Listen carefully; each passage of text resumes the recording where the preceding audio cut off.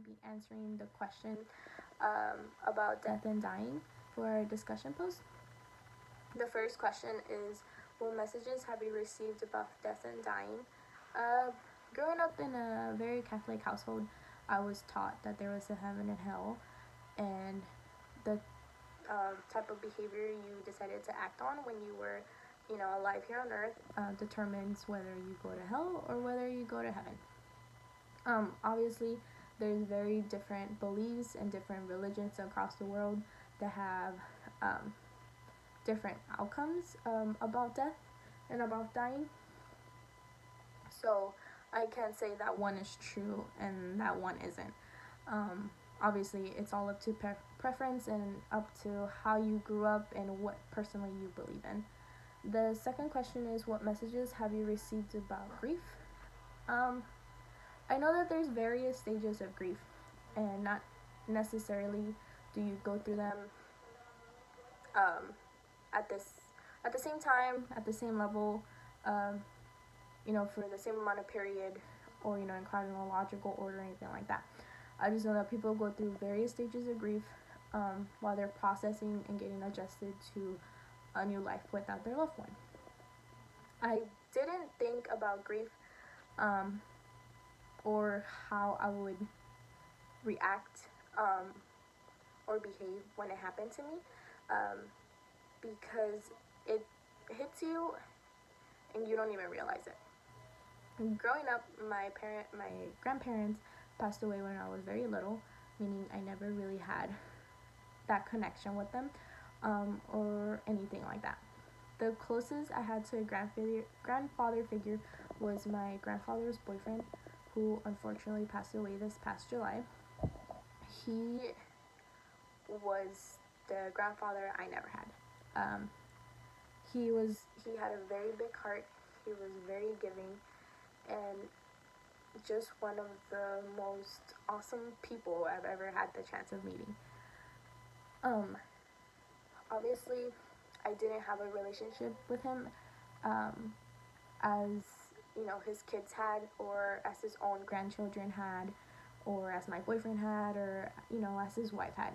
Everybody had various relationship with him, and everybody went through different stages of grief at a different time, at a different level. Obviously, I was very upset when he passed on, the viewing, the funeral. Everything was just happening so fast. I didn't have a chance to think about what was going on until after the funeral. After we started to talk about him and his memories and, just, things that happened that were funny and things that, when we would mention him, things like that. And the reason I'm bringing this up is because I didn't realize I was going through stages of grief until I started talking about it with my boyfriend.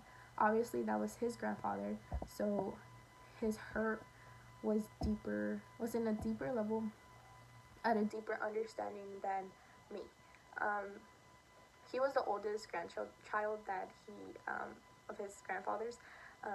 He was 21, and one of his big goals in life was he wanted his grandfather to see his children, or at least to see him go finish college, or to see him get married. And it was upsetting because he knew that deep down he knew that he wasn't going to get to that point when he started to get sick, and his grief, like I said, was very different from mine. I grew to love the man. He was a very wonderful man, and I miss him. But the type of miss coming from me is very different from his, from his children and his, immediate family. It's very different, and you can't expect to behave a certain way or to accept it in a certain time period, because it all just depends on you personally, the experience, how the relationship was going, how things were between y'all, and just the environment. it's different. You can expect anything because anything is really possible.